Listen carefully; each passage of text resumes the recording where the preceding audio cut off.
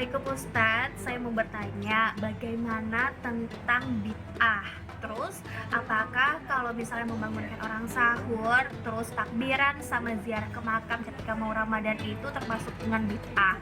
Terus bedanya bid'ah sama ikhtilaf ulama itu apa ya Ustadz? Karena saya takutnya jadi salah pengertian. Mohon jawabannya ya Ustadz. Terima kasih. Waalaikumsalam warahmatullahi wabarakatuh. Wah, pertanyaannya banyak ya, rentetan nih. Mendingan saya ringkas aja kali Sat ya. Karena pasti ada amalan-amalan yang mungkin jamak gitu dilakukan terutama oleh masyarakat kita. Ya. Nah, kira-kira di antara amalan-amalan yang jamak itu yang masuk kategori bid'ah yang mesti diwaspadai itu apa aja, Sat? Jadi dalam menyikapi masalah bid'ah, sahabat-sahabat hikmah, yang perlu kita jadikan pijakan awal adalah apa yang dipesankan oleh baginda Rasulullah Sallallahu Alaihi Wasallam, bahwa seburuk-buruknya perkara dalam hal agama adalah sesuatu yang baru yang tidak ada di zaman baginda Rasulullah Sallallahu Alaihi Wasallam. Itu namanya muhdatsatun, sesuatu yang baru. Wa kullu muhdatsatin bid'ah, wa kullu bid'ah dolalah. Jadi segala sesuatu yang baru itu bid'ah, segala yang bid'ah itu sesat. Wa kullu dolalatin finnar, dan segala yang sesat itu adanya di neraka. Nah, tapi jangan terus kita semena-mena ambil kesimpulan secara cepat. Tahan dulu gitu kan. Karena ada bid'ah itu kita harus lihat dulu. Yang pertama, bisa menjadi kategori bid'ah apa yang tidak dilakukan oleh baginda Rasulullah Sallallahu Alaihi Wasallam. Tapi sebenar-benarnya bid'ah adalah apa yang tidak ada dalilnya. Contoh gini, apa yang tidak dilakukan Rasulullah tapi kita lakukan sekarang. Saya pakai kopiah. Ini kan sesuatu yang baru. Iya. Apa iya Rasulullah pakai kopiah? Kan enggak, kita beda tradisi kan gitu. Terus apa iya Rasulullah pakai sepatu?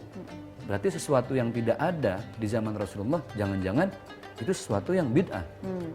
Artinya gini, bid'ah itu bukan sesuatu yang betul-betul tidak ada di zaman Rasulullah. Bid'ah itu adalah sesuatu yang tidak ada dalil dan rujukannya. Misalnya, ada orang yang bilang gini, wah baca Yasin bid'ah, gitu kan, tiap malam Jumat. Ini masih ada dalilnya. Karena ada satu hadis dari baginda Rasulullah SAW, barang siapa yang membaca Yasin pada satu malam, maka sampai pagi akan diampuni dosa-dosanya. Kan ada dalilnya. Nah, cuman bedanya mungkin Yasin ini dibaca ketika ada acara tahlilan, ada 7 hari, ada 40 hari, yang pada awalnya ini adalah akulturasi antara budaya setempat saat itu di tanah Jawa dengan nilai-nilai Islam. Jadi tidak selamanya harus kita bid'ah kan ya. Ya sekarang handphone zaman Rasulullah nggak ada. Berarti bid'ah dong. Masa sesat punya handphone? Nah, itu dia. Ya mobil kan nggak ada. Berarti kemana-mana harus pakai kuda dong. Kalau ngikutin seperti zaman baginda Rasulullah SAW. Jadi yang perlu dikategorikan dalam bid'ah itu apa-apa yang baru dan tidak ada dalilnya. Kalau sesuatu yang tidak ada di zaman Rasulullah tapi kita kenakan, kita lakukan sekarang, lihat ada dalilnya apa enggak. Kalau tidak ada dalilnya itu bid'ah. Kalau contohnya yang kayak tadi, pertanyaan tadi, Ustaz, kayak misalnya membangunkan orang sahur, nah itu berarti bid'ah atau bukan? Jadi ada satu, ini tetap ada dalilnya. Karena sebaik-baiknya sahur itu adalah sahur yang di awal waktu, di akhir waktu. Di akhir waktu. Sedangkan buka puasa adalah sebaik-baiknya buka puasa di awal waktu. Makanya ada istilah takjil. Nah, ini kan bagian dari implementasi masyarakat, bagian dari karakter masyarakat Indonesia yang hobinya nih kita rame-rame gitu ya. Jadi bangunin masyarakat untuk sahur jangan sampai ketinggalan. Ya minimal di akhir waktu nggak apa-apalah. Jadi selama itu masih ada pijakan dalilnya maka sah-sah saja. Yang tidak boleh dan betul-betul menjadi bid'ah sahabat hikmah ketika tidak ada dalilnya sama sekali. Misalnya, nanti bulan Rajab saya tengah hari bolong baca Fatihah, katanya nanti dapat rezeki. Itu kan nggak ada dalilnya. Sesuatu yang baru dan tidak berdalil. Kalau bedanya dengan istilah yang tadi di pertanyaan juga, Ustaz, ikhtilaf ulama itu apa?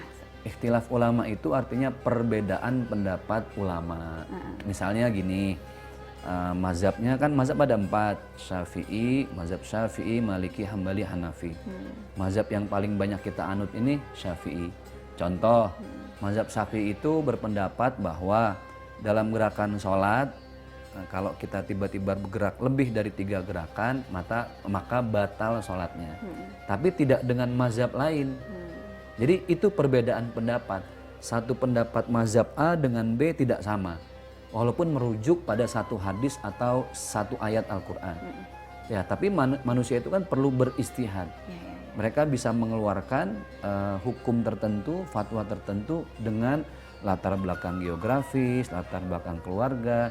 Jadi masing-masing imam ini kan punya pendapat yang saling berbeda. Misalnya masalah wudhu, mazhab kita Syafi'i, saya sudah wudhu, bersentuhan dengan wanita yang bukan mahramnya nih.